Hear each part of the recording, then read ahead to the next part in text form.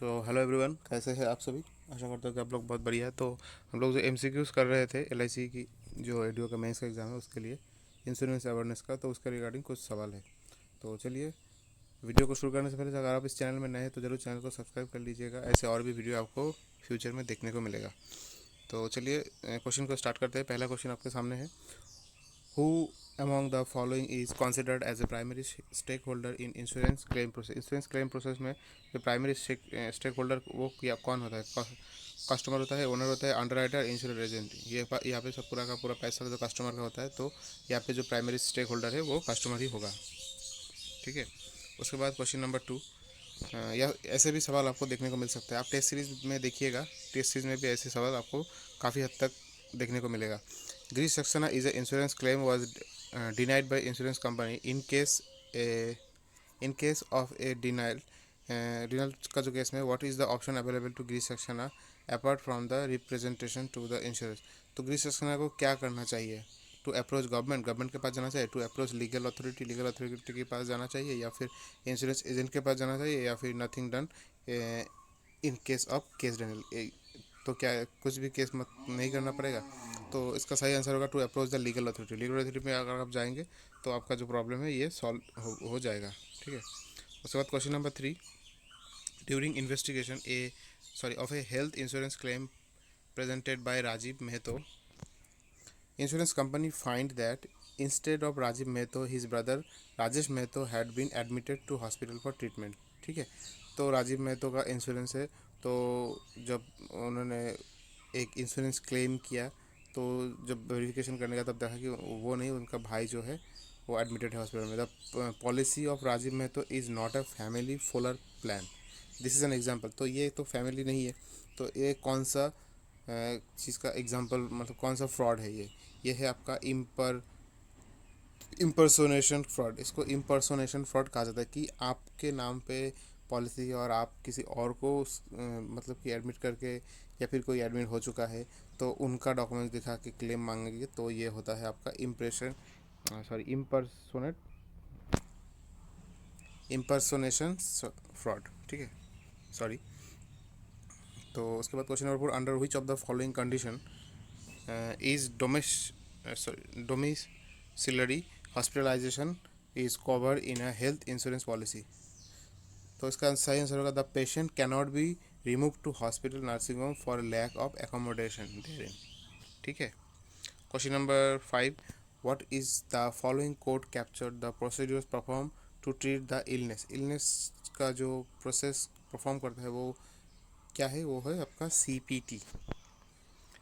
Which of the following factor does not affect the morbidity of an individual? Spouse job. Question number 7. According to the principle of intermediary, the insured is paid for dash. तो इसका answer होगा the actual losses of the extent of some insured. Question number 8. The first and the primary sources of information about an applicant for the underwrite is his proposal form. So correct answer is the proposal form. Question number 9 is identify which of the following statement is correct. Health insurance deals with morbidity. Health insurance deals with mortality. Health insurance deals with morbidity as well as mortality. Health insurance neither deals with मॉर्बिलिटी। तो health insurance किसके साथ deal करता है आपका, आप सभी को पता है, मॉर्टलिटी के साथ डील करता है health insurance. Question number 10, identify the correct full form of PPN। PPN, what's the full form of PPN? Public preferred network, preferred provide network, public private network, provide preferential network. तो right answer is preferred provider network. Given below is the list of policies.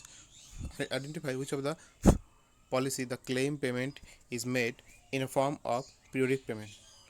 So the correct answer is money back policy. Question number 12.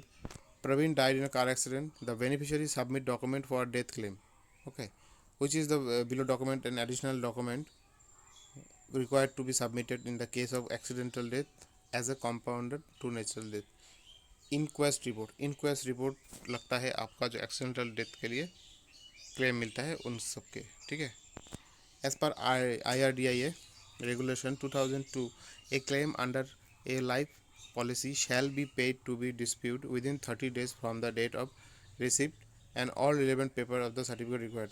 तो कितने दिन होता है वो 30 days होता है. Question number 14, which of the following denote the underwriter's role in an insurance company? Decide acceptability of risks. So the correct answer is decide acceptability of risks. Which of the following is not an underwriting decision? तो इसमें से कौन सा underwriting decision नहीं है? वो है आपका क्लेम रिजेक्शन. क्लेम रिजेक्शन जो है आपका अंडरराइटिंग डिसीजन नहीं है. क्वेश्चन नंबर 16 है, which of the following condition will affect a person's insurability negatively?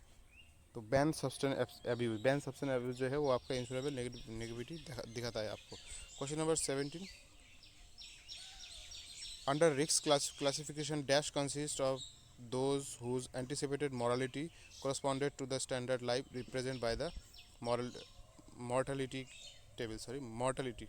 table. तो ये इसका सही आंसर होगा आपका standard life's. Question number 18, which of the policy deemed to be lapsed?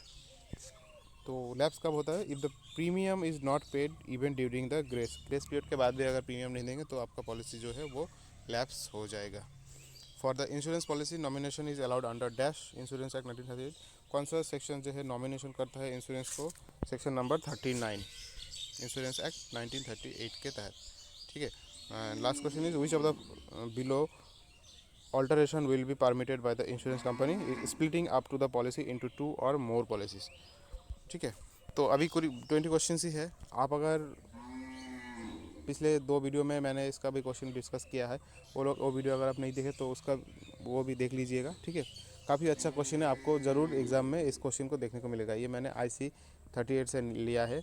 इसका PDF मैंने टेलीग्राम चैनल में भी डाल दिया है. आप अगर चाहे तो वैसे भी इसको डाउनलोड कर सकते हैं. ठीक है. चलिए, thank you everyone, thank you for watching this video. इसके रिगार्डिंग कोई सवाल है तो ज़रूर पूछिएगा, और जिन लोगों का एरियो का एग्ज़ाम है उनको all the very best. Thank you, have a great day.